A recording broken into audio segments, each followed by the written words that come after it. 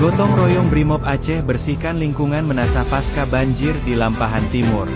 Satuan Brimob Polda Aceh melalui personel penugasan Operasi Amanusa II yang tergabung dalam BKO Polres Bener Meriah melaksanakan kegiatan gotong royong pembersihan sisa banjir di lingkungan Menasah Desa Lampahan Timur, Kecamatan Timang Gajah, Kabupaten Bener Meriah, Minggu 1 Februari 2026.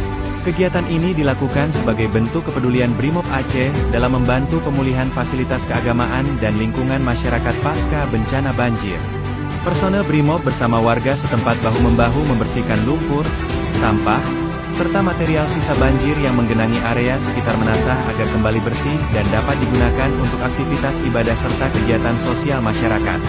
Masyarakat Desa Lampahan Timur menyampaikan apresiasi atas kepedulian dan kerja keras personel Brimob Aceh.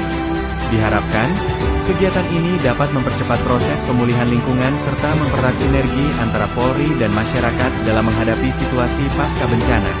Polri untuk masyarakat, Brimob untuk nusa dan bangsa.